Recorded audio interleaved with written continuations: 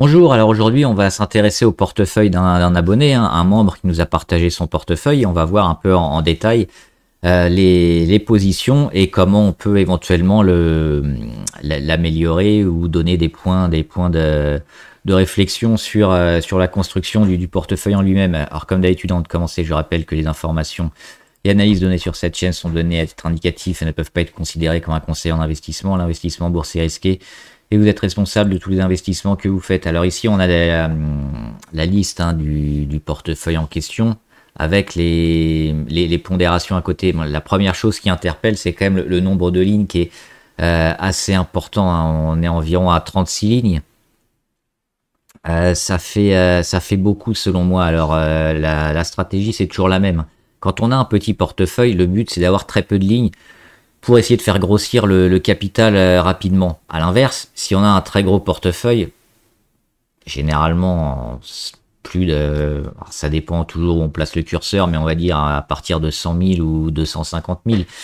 Là, on peut vraiment avoir beaucoup plus de lignes pour finalement jouer une performance en absolu qui va être intéressante et prendre un minimum de risque, c'est-à-dire qu'on va accepter d'avoir une performance lissée et finalement quelques pourcents de gagner, ça va rapporter beaucoup parce qu'on a déjà un capital important. Donc voilà, maintenant 36 lignes, ça me semble quand même peut-être un peu exagéré parce qu'au final, vous allez... Alors il y a toujours les secteurs différents, parce que là il y a quand même pas mal de secteurs différents qui vont pondérer différemment le portefeuille, mais vous allez quand même être relativement tributaire finalement du marché et suivre un peu l'indice plus ou moins, que ce soit l'indice national ou un S&P, etc. Donc c'est toujours une stratégie à avoir en tête. Qu'est-ce qu'on veut? Est-ce qu'on veut maximiser la performance et aussi accepter plus de risques, donc avoir moins de lignes, ou s'attendre à avoir une performance plus lissée, prendre moins de risques et donc beaucoup de lignes? La deuxième chose, c'est les pondérations. On voit que les deux premières pondérations, hein, c'est sur CoinShare Physical Bitcoin et CoinShare Physical Stacked Ethereum. Donc on a eu quand même à 12%, plus de 12% pour les deux. Donc par rapport aux 36 lignes, forcément, c'est un portefeuille qui va être beaucoup impacté par les cryptos, d'autant qu'on a aussi MicroStrategy. Les arbitrages que je ferais moi avant de voir un peu les valeurs en détail, c'est peut-être justement quand on a autant de lignes, c'est peut-être ne pas jouer beaucoup de valeurs du même secteur. C'est-à-dire que là, on a par exemple le Bitcoin et l'Ethereum. Peut-être faire un choix. On a également MicroStrategy. Est-ce que peut-être on choisit plus MicroStrategy ou plus le Bitcoin? Est-ce qu'on veut être vraiment adossé sur le Bitcoin ou peut-être accepter plus de volatilité avec les performances de MicroStrategy? C'est une piste de réflexion également. On a aussi quelques valeurs chinoises. Est-ce qu'il ne faut pas peut-être en enlever une? Voilà. Après, on peut se garder quand même pas mal de lignes si on a par exemple des lignes en spéculative, c'est-à-dire qu'on va essayer de jouer de la performance avec finalement peu de risques, c'est-à-dire que si on perd quelques pourcents c'est pas grave, mais on va jouer plutôt du x2, x3, c'est des lignes spéculatives qui peuvent exploser, et si elles explosent elles vont vraiment impacter le portefeuille. Mais là on a finalement des pondérations qui sont on le voit assez proches finalement les unes des autres, donc il n'y a pas vraiment cet aspect où on a une ligne à 10% et puis une autre à 1%. Donc on a vraiment des pondérations relativement proches. C'est peut-être aussi un axe d'amélioration. Donc on va regarder un peu en détail les valeurs. Et on commence avec Affirm Holding. À court terme, c'est pas terrible parce qu'on a ici cette phase de consolidation qui est en train de partir un peu en dégradation. On le voit, le support des $50 hein, sur Affirm. Dans le secteur technologique et services financiers, je crois qu'il y en avait encore quelques-unes des valeurs comme ça. Donc là aussi, c'est peut-être des arbitrages à faire parce que plus vous avez de valeurs, plus vous avez de frais aussi pour entrer et pour sortir, et également pour renforcer si vous voulez renforcer. Alors que si vous avez moins de valeur, vous payez moins de frais. Au final, c'est ces frais qui s'accumulent, qui semblent pas énormes, mais au fil du temps, ça va quand même rogner la performance. Pour revenir sur Affirm, négatif parce que là, alors on a le phénomène de conso.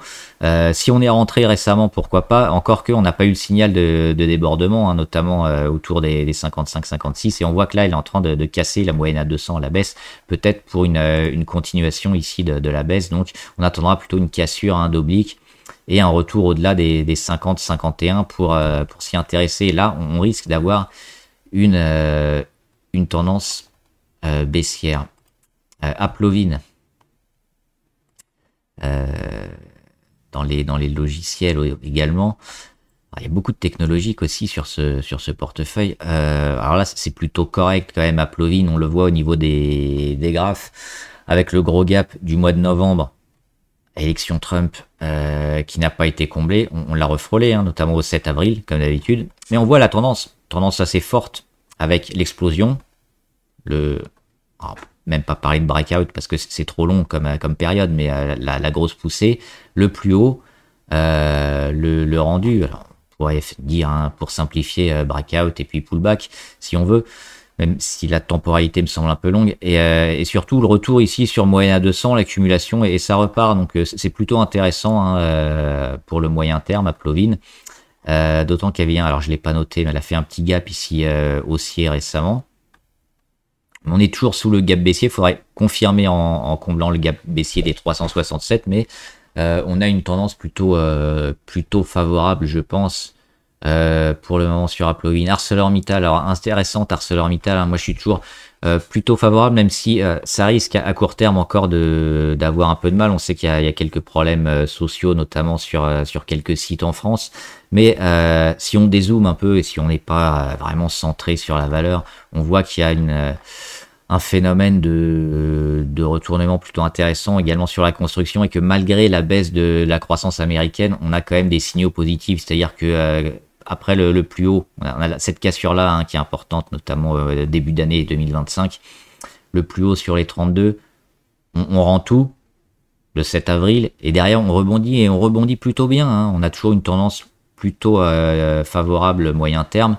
Donc sur Arcelor aussi, hein, y a d'autres valeurs, il y avait AMG qui a explosé aussi dernièrement, plutôt favorable quand même si ça peut mettre du temps, ça peut mettre 1, 2, 3, 4 mois avant de vraiment partir, mais on sent quand même des signaux de force intéressants. ASML Holding, semi-conducteurs qui ont un peu plus de mal, mais ASML, ils ont toujours une position dominante parce que c'est eux qui font les machines à produire les semi-conducteurs parmi les plus fines, hein, notamment avec des procédés ultraviolets, je crois, donc il y a des gravures extrêmement fines parmi les plus fines du marché. Donc on a besoin des machines d'ASML, sinon on baisse en qualité. Donc les acteurs qui veulent la meilleure qualité sont obligés de se fournir chez ASML. Maintenant c'est cyclique, on le sait, les semi-conducteurs, on est plutôt dans le bas dernièrement, mais support à 621 qu'on a cassé uniquement avec les annonces de Trump, hein, qui ont un peu fait dérailler tout le monde, mais finalement on le voit, c'est le vrai support, hein, 621, parce que sur le rebond du 7 avril, on y revient, et c'était des zones qui avaient été rachetées. Donc finalement on est dans cette phase de congestion, ici, avec le plus haut 15 octobre, 21 janvier, on le voit, et puis les rachats sur support 621, qu'on cassera peut-être, on surveillera les gros acteurs majeurs, les accords éventuellement aussi avec la Chine, mais cyclique, donc plutôt bas en ce moment, mais ça reprendra forcément à un moment, et aujourd'hui elle est relativement peu chère, donc c'est plutôt intéressant, mais à court terme on n'a pas encore de signal très favorable pour entrer dessus. Bastille Le Confort, on est plutôt favorable sur pas mal de valeurs santé comme ça, notamment en France, sur Bastille Le Confort, notamment depuis je crois que c'était la fin de l'année dernière, début d'année, cette année, mois de février, mais la fin de l'année dernière aussi, on a eu un rebond, on a eu des avancées aussi, notamment sur les financements qui devaient être plus importants pour les seniors, pour les remboursements aussi. Donc Bastille Le Confort, il devrait en bénéficier, parce que qui dit remboursement, forcément dit des dépenses plutôt en hausse de la part de leurs clients. Donc on le voit, hein, sur Bastille Le Confort. On a cassé aussi récemment une oblique ici de long terme, pour un retournement. Et le retournement, on le voit ici, hein, il est en train de se matérialiser depuis justement le mois de novembre. Donc plutôt favorable sur ces valeurs-là, un peu santé, notamment en France, et porté un peu également sur les seniors, qui devraient être favorables sur le moyen long terme. Burberry, le luxe. Alors, Burberry, ils n'ont pas fait des miracles dernièrement. Ils ont eu une belle réaction. C'est pas la moins bonne du luxe, hein. Burberry, elle est plutôt intéressante aussi. On a eu une réaction assez forte et assez intéressante. Derrière, on a quasiment tout rendu. Mais ce qui est bien, c'est que on n'est même pas revenu sur les 556 sur le 7 avril et on a commencé à rebondir. Donc plutôt favorable, mais on le voit aussi à court terme. C'est pas la plus forte, hein. On a toujours cet échec ici sous la moyenne à 200 sur les 840 et puis un support intermédiaire à 875. Donc attention quand même sur Burberry. Il y a d'autres valeurs du luxe qui me semblent plus intéressantes, notamment sur le CAC. BYD, les valeurs chinoises qui vont bien. Alors avec les accords sur les droits de douane, elles sont un peu peut-être volatiles. Encore que, il y a pas mal de valeurs chinoises qui vont avoir pas mal de ventes dans leur marché domestique, donc en Chine. Donc BYD sont pas, et eux en particulier, sont pas particulièrement impactés par les ventes hors région domestique, donc que ce soit en Amérique du Nord ou autre. Donc c'est surtout leur marché national qui va porter les ventes. On est dans une petite période de conso ici, BYD. Moi, je surveille éventuellement également pour y rentrer, hein, parce que c'est une des valeurs véhicules électriques que j'aime le plus. Et on le voit après ces différentes poussées sur BYD. Déjà été un peu plus haut, mais pas de beaucoup. On a frôlé le plus haut historique ici.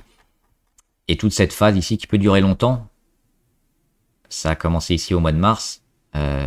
Mois d'avril, là on est au mois de mai, on pourrait peut-être casser au mois de juin ou cet été, mais ça devrait recasser, ça devrait repartir, hein, vu la dynamique chinoise, donc plutôt intéressant aussi. On surveillera l'entrée court terme éventuellement pour recharger. Alors là, évidemment, CoinShares Physical Bitcoin, c'est le Bitcoin, c'est quelque chose qu'on va regarder plutôt sur le Bitcoin. Et on est favorable, hein, sur le Bitcoin, on l'a dit, notamment depuis ici la petite congestion de mi-avril et la sortie pour aller essayer de taper des plus hauts. Et on voit que la dynamique est très forte.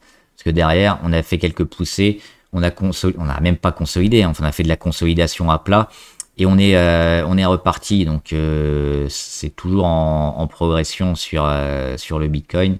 On devrait, vu la dynamique et la force, tester la résistance, peut-être la dépasser, peut-être lancer quelque chose de mieux, mais ce qu'on voit, c'est surtout quand même une belle dynamique moyen long terme sur le Bitcoin. Donc là aussi, on est toujours plutôt favorable sur cette valeur. Et sur l'Ethereum, c'est un peu moins bien. Alors oui, il y a un gros rebond qui s'est fait depuis quelques jours sur l'Ethereum, mais on voit la dynamique beaucoup moins forte sous la moyenne à 200 par rapport au Bitcoin.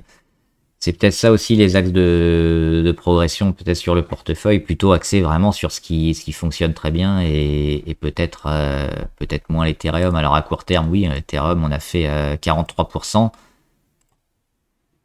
Mais quel est le potentiel, hein, de continuation de la hausse sur cette valeur? Attention, parce qu'on voit quand même on n'est pas au-dessus des 2007, 2008, 3000. Cette zone-là, je pense qu'il faudra être cassé à la hausse pour vraiment avoir une dynamique un peu plus haussière à long terme sur l'Ethereum. Dove Group, c'est neutre. C'est neutre parce qu'on est revenu sur notre zone des 79,8, donc les 80. Sur Dove Group, et moi j'avais fait le petit dessin là, c'était un peu, on est dans un range, hein, entre les 80 et les 96. Il n'y a pas grand chose pour le moment, donc attendre éventuellement plus de données. Si on peut regarder quand même les volumes ici, on a un petit gap baissier avec beaucoup de volume, donc on est plutôt même négatif depuis cette période là, hein, depuis le début avril. Attention sur la valeur. Il faut tenir quand même les 80. Il ne faudrait pas les enfoncer à la baisse. Ipango, alors c'est une belle valeur, Ipango, notamment dans les énergies. Petite valeur, assez spéculative, beaucoup de volatilité. j'avais regardé les chiffres, c'était pas inintéressant non plus. Ça pourrait encore repartir à la hausse. On voit, alors elle n'a pas tenu son canal ici, mais on voit que finalement on en a arrêté de baisser. Hein. Forcément, petite valeur, problème de trésorerie, augmentation de capital, on baisse énormément. Et puis à un moment, alors penny stock, parce qu'on est à 15 centimes, donc il y a un risque. Quand on traite ce genre de valeur, il faut pas mettre une grosse partie de son portefeuille. Mais oui, ça peut faire du x2, x3 relativement vite. Et on a éventuellement encore des zones de congestion qui se mettent en place et qui pourraient sortir. Donc c'est à suivre au jour le jour et peut-être à anticiper dès maintenant, parce que là on est déjà sur un niveau médian, un niveau de rachat. Et finalement les baisses, si on met des stops, elles seront relativement limitées. Donc plutôt intéressant pour jouer la spéculation. Ce genre de valeur en spéculatif sur un portefeuille, c'est intéressant à jouer. Essilor, très bonne valeur. Moi j'attends également Essilor qu'elle casse pour rentrer. Le moyen long terme, je pense qu'il est très favorable et qu'il devrait être haussier. On attend. Alors évidemment ils ont mis du dividende. Hop, c'est plus à jour. Voilà. On attend ça. La cassure. La cassure autour des 250 en gros, hein. On a éventuellement un petit support à 234, on continue de consolider, mais il y a un moment où la consolidation elle va se terminer, et c'est là où il faudra rentrer sur Essilor. Luxottica, FDJ, beaucoup trop décoté, elle est en train de remonter, elle va mettre du temps également, et puis l'implémentation des chiffres de Kindred avec son OPA devrait porter ses fruits trimestre après trimestre, donc c'est une valeur sur laquelle je suis, auquel je crois beaucoup. Qui me semble encore actuellement vraiment sous-valorisée, hein, malgré les taxes qu'elles ont reçues, notamment en France, en Grande-Bretagne et aux Pays-Bas, qui ont un peu rogné les marges, mais elles devraient s'en remettre, et c'est un business model qui est toujours important. Et avec aussi les nouveaux jeux en ligne, où il y a des marges plus importantes, ça devrait aider le résultat net sur FDJ, Ferrari. J'en parle beaucoup aussi. Ferrari toujours largement favorable pour continuer la tendance de long terme. On a profité de la baisse avec la vente de la famille Agnelli pour rentrer. Les chiffres dernièrement étaient très bons, c'était ici, c'était le 6 mars les chiffres, et depuis c'est racheté. On recasse toutes les moyennes, on revient dans la tendance haussière, donc très favorable sur Ferrari. GameStop, on en avait parlé avec notamment le retour de Keith Gill, Roaring Kitty, avec la spéculation, et puis finalement les chiffres et ce qu'avait fait la direction, finalement baisser les coûts, couper le robinet au niveau des dépenses, réorganiser sur notamment les jeux d'occasion et ce qui margeait le plus, forcément ça donne ses fruits, et petit à petit les chiffres reviennent plutôt bien.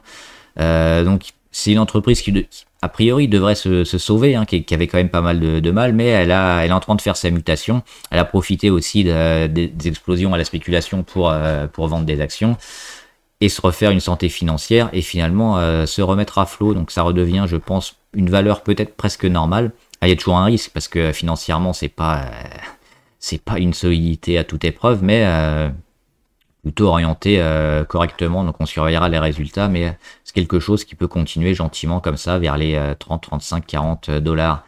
Gearbest, c'est relativement moyen, on le voit, on a une belle oblique ici, tant qu'on l'a pas cassé sur Gearbest.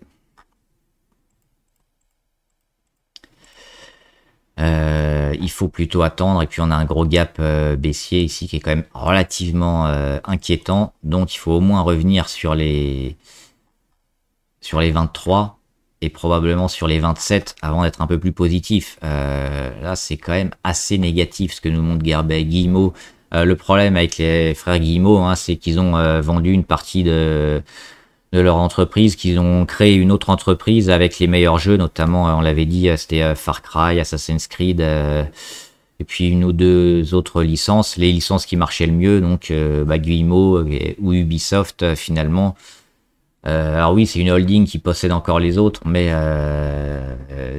les seuls gagnants à chaque fois, c'est les frères Guillemot, et c'est rarement les actionnaires. Donc moi, j'éviterais de jouer ces valeurs-là, qui sont pas pour faire plaisir aux actionnaires, et l'OPA qu'on pouvait espérer de la part de Tencent, je pense qu'elle est pas pour demain, donc plutôt à éviter ce genre de valeur. Intel, c'est extrêmement spéculatif, on joue uniquement l'OPA sur cette valeur, avec notamment des grands acteurs qui seraient intéressés.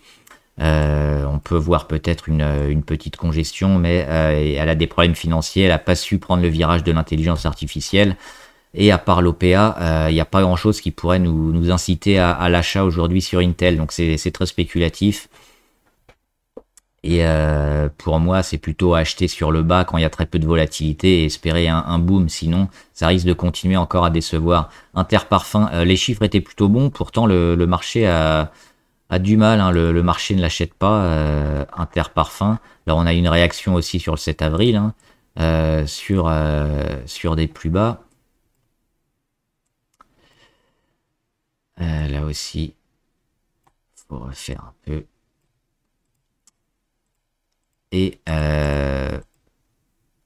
on cote un peu bas quand même sur Interparfums. Alors le 7 avril ici, hein, on rebondit sur le plus bas d'ici, hein, juin 2022, septembre 2022.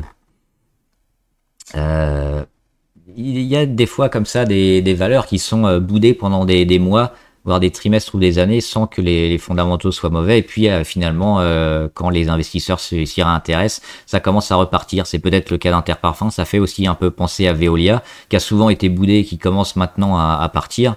Les chiffres sont pas mauvais. Malheureusement, la bourse n'en veut pas trop pour le moment. Donc, ouais, c'est plutôt en mode allégé éventuellement.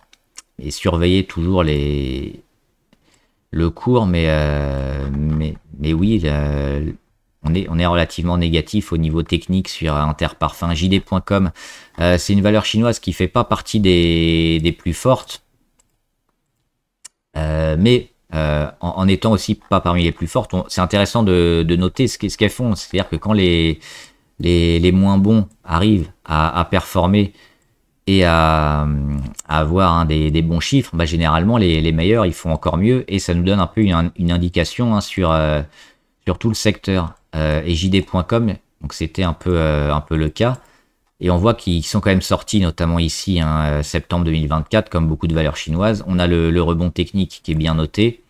Derrière c'est de la construction, mais la tendance elle est plutôt haussière, on le voit, hein, notamment depuis 1 an et demi. Donc là, on l'achète relativement à un prix largement correct. Et le jour où les Chinoises repartiront un peu plus fort, je pense que JD.com y suivront. Donc plutôt correct quand même sur cette valeur. Kering, je n'aime pas. C'est une valeur du luxe qui est parmi les plus faibles. En plus, le luxe a eu du mal. Moi, s'il y a une valeur du luxe que j'achèterais, ce serait Hermès. Voilà, Kering, ça continue de baisser. C'est toujours, aujourd'hui, c'est toujours un pari spéculatif et qui coûte de plus en plus cher à chaque fois qu'on le tente. Mercedes, ça fait un moment que j'ai pas suivi. Hop.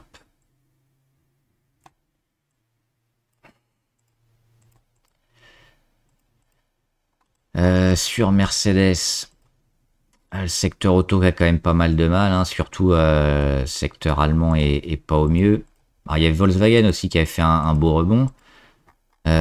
Sur Mercedes, c'est relativement moyen aussi. On a ce gap baissier qui a toujours pas été comblé. On a éventuellement une congestion ici, hein, qui peut encore durer un petit peu, mais on le voit, hein, les échecs. Plutôt à éviter quand même Mercedes. Il y a d'autres valeurs intéressantes. Alors on a vu Ferrari, très bien, il faut rester. Mercedes aujourd'hui, quel intérêt de rentrer sur Mercedes? À part une valorisation ou un support ici qu'on avait sur les 43.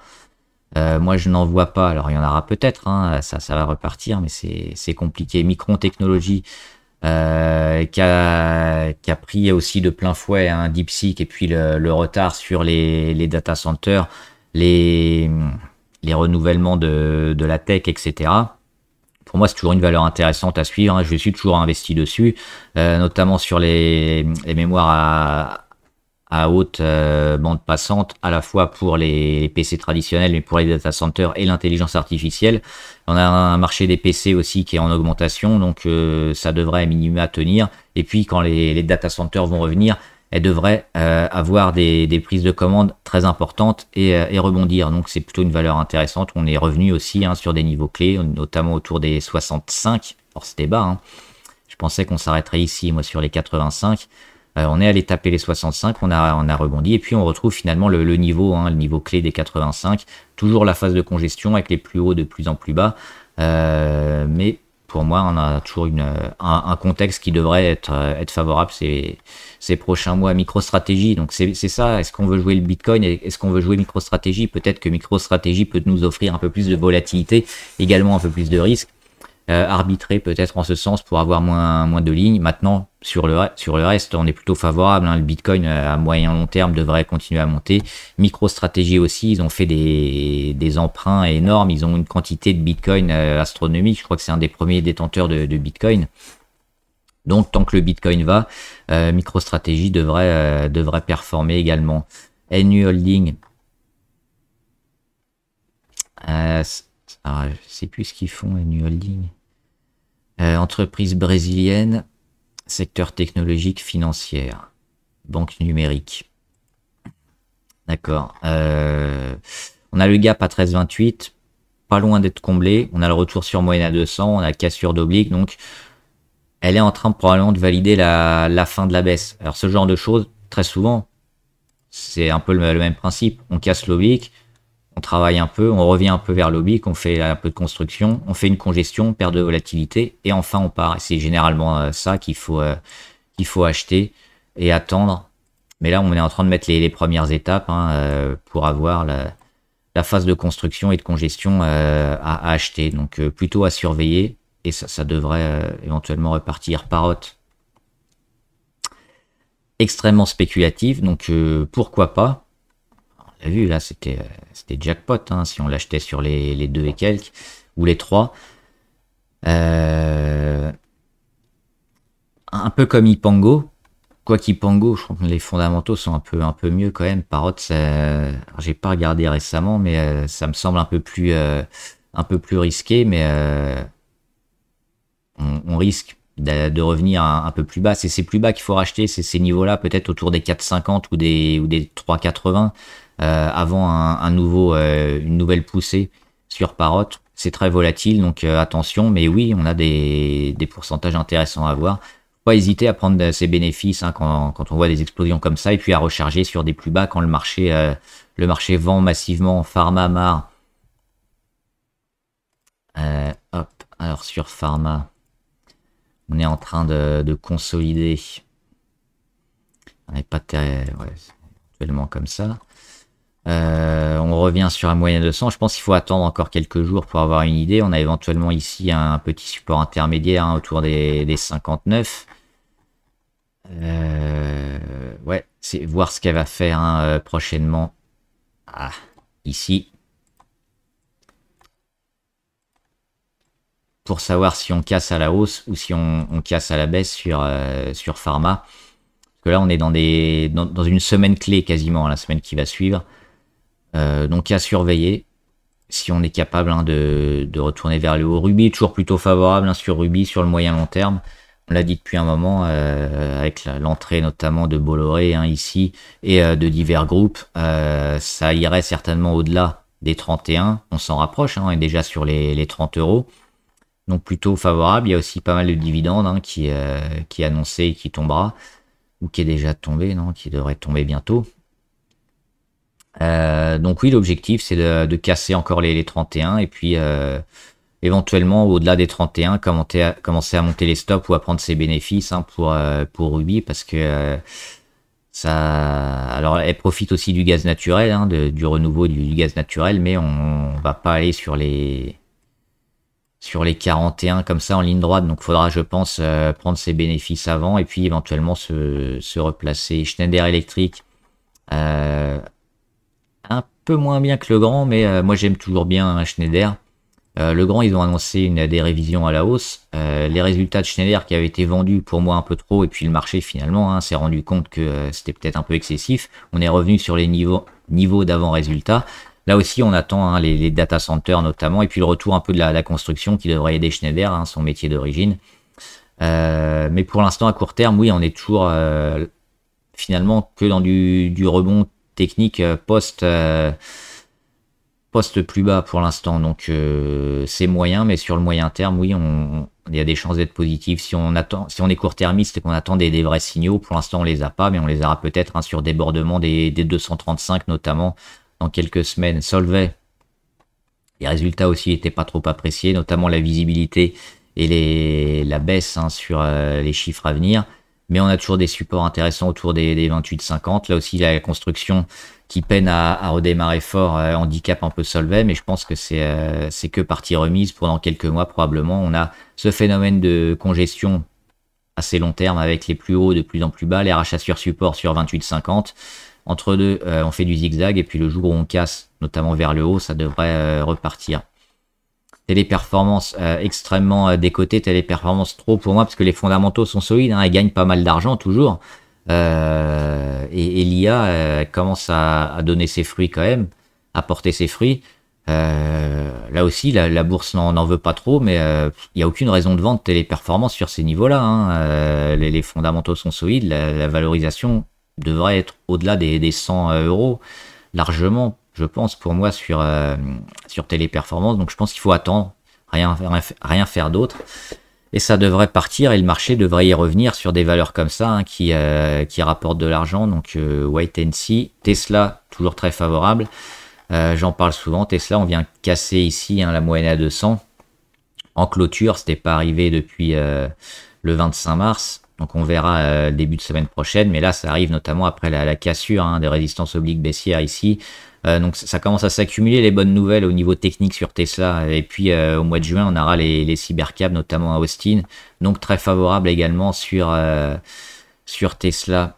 Vallourec, on dézoome un peu pour voir que on risque encore de zigzaguer entre les 14,5 et les 18. On a une médiane ici sur les 16,2 qu'on casse un peu à la hausse, à la baisse. Là aussi, faut mieux dézoomer pour mieux apprécier Vallourec. Donc on achète plutôt ici entre les 14,5 et les 16, en espérant qu'on ait cette phase aussi sur cette oblique là, le jour où elle casse, qui relance une dynamique. Mais a priori, on est toujours plutôt favorable sur Vallourec. Même si les pétrolières sont un peu moins bien et qu'on a une baisse du pétrole, donc la baisse du cours du pétrole n'est pas terrible. Pour autant, on a pas mal de parapétrolières et de pétrolières qui capitulent pas complètement, et on le voit sur Vallourec, on le voit aussi sur Viridien, donc plutôt être patient aussi sur ces valeurs-là. Vision Group, les résultats un peu sévères, je trouve, au niveau du cours, avec la baisse. Pour autant, le carnet de commandes est toujours énorme. On a beaucoup de marchés nord-américains et puis maintenant aussi en Europe. Elle se développe de plus en plus, Vision Group. Elle a tapé des plus hauts récemment à 213. Et si on dézoome, c'est pareil. On voit que la dynamique, elle est très forte et qu'il faut rester, je pense, sur cette valeur qui est peut-être pas loin de partir peut-être en torche. C'est ce qu'on espère. On le voit ici avec le démarrage ici au mois de décembre. Fait un double échec sur les 213, mais derrière, je pense que ce sera racheté déjà le 7 avril. Après le 7 avril, on est revenu sur les plus hauts historiques, donc ça montre quand même la force du rebond plutôt intéressant. Et là, on est encore au-dessus de ces niveaux du 7 avril. Donc plutôt rester également sur Vision Group qui a des fondamentaux et puis des book-to-bill, des visibilités encore plus fortes, des facturations à venir plus importantes que les facturations passées. Donc c'est plutôt intéressant. L'Europe Défense, évidemment, l'ETF, il faut rester. C'est une valeur long terme avec tous les investissements qui vont être faits massivement par les pays européens dans leur défense et notamment les entreprises européennes, que ce soit françaises, allemandes, italiennes ou britanniques. Elles devraient engranger énormément de contrats à venir pour les prochaines années. Donc c'est une valeur à long terme qui devrait progresser également. Donc EUDF à garder. Et enfin Xiaomi intéressante parce qu'elle est un peu multicanal avec à la fois les véhicules électriques, les services, la téléphonie. Donc plutôt favorable avec la Chine qui revient bien. Donc moi c'est une valeur également sur laquelle je reste.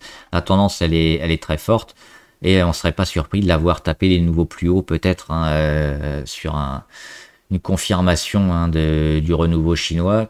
qui est en train d'arriver quand même. Quand on voit les chiffres macro, c'est plutôt bien. Et puis les banques centrales hein, qui stimulent de plus en plus l'économie, notamment l'économie domestique justement en Chine.